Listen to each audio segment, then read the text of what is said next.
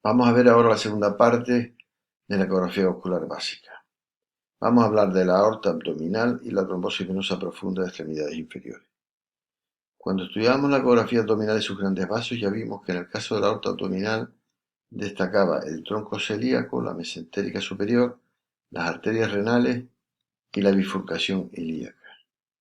También vimos que era un estudio que se tiene que hacer en transversal y en longitudinal y seguir el curso de la arteria hasta la bifurcación ilíaca, que debíamos hacerlo con un transductor convex y con el paciente en decúbito supino y a ser posible en ayunas.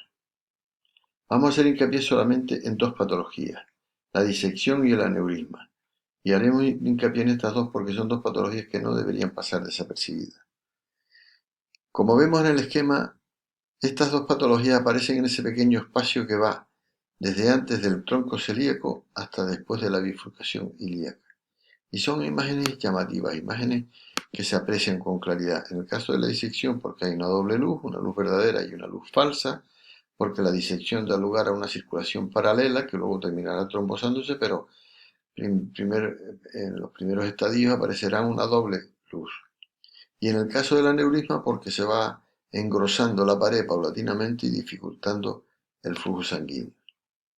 Estos son estudios, ya lo dijimos, que hay que hacerlo en transversal y en longitudinal. Hay que hacer los dos cortes porque hay que buscar la mejor imagen para de alguna forma tomar las medidas allá donde correspondan, medidas que siempre se tienen que hacer para ver la evolución de estas lesiones. Y en el caso de la disección, lo que decía antes, hay que tener en cuenta que al principio hay dos luces, una luz verdadera y una luz falsa, que se ven nítidamente, pero con el paso del tiempo en la luz falsa se va acumulando fibrina y terminará dando una imagen similar a la del aneurisma. Terminamos de esta forma el estudio de la aorta abdominal y pasamos a ver la trombosis venosa profunda de extremidades inferiores. Este estudio lo haremos con un transductor lineal de alta frecuencia, si bien cuando tengamos que estudiar venas profundas es posible que tengamos que acudir al convex. Se puede hacer con el paciente en decúbito o de pie, pero en ambos casos el miembro tiene que tener una posición concreta, una leve rotación externa, una leve abducción y la rodilla ligeramente flexionada. Rotación externa, abducción y la rodilla ligeramente flexionada. Cuando hagamos el estudio de pie, la carga, el peso del cuerpo debe caer sobre el miembro que no vamos a explorar. Descargaremos del peso del cuerpo al miembro que vamos a explorar. Hagamos un somero repaso, como siempre, anatómico. Desde los arcos plantares, el sistema venoso del miembro inferior, desde los arcos plantares, tiene dos partes. Por la cara anteroexterna ascienden las dos venas tibiales, la anterior y la posterior, la vena peronea y la safena externa o safena menor. Confluyen las cuatro en la poplitea. La poplitea se continúa con la femoral superficial, que al unirse a la femoral profunda da la femoral común, que acaba en la ilíaca externa. Por la parte interna de la pierna asciende solo la safena interna o safena mayor directamente hasta la femoral común.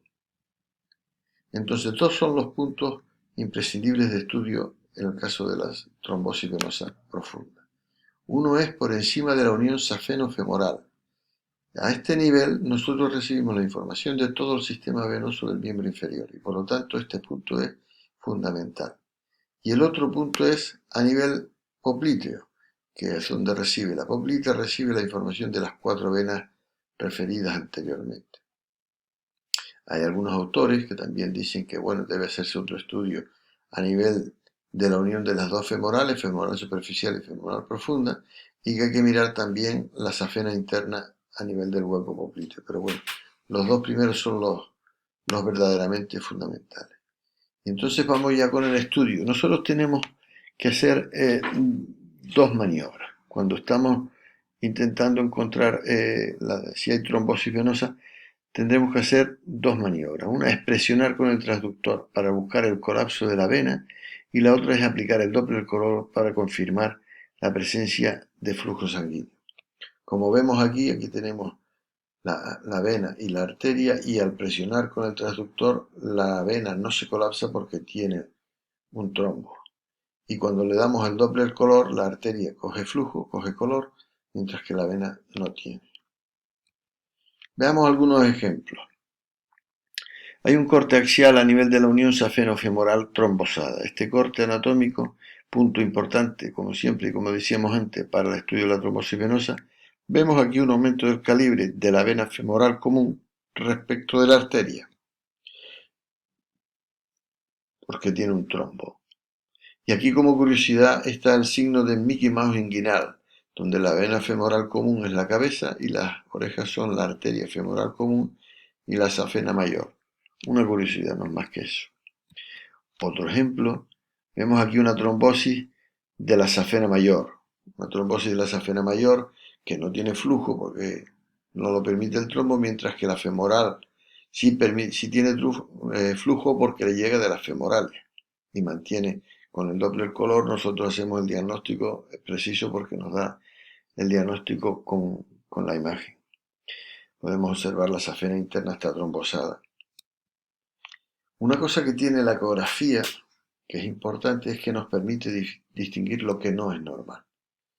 Podemos nosotros tener mayor o menor precisión a la hora de ver las cosas, pero sí podemos distinguir fácilmente lo que no es normal. Por ejemplo, en esta imagen tenemos la femoral común antes de su bifurcación en las dos femorales.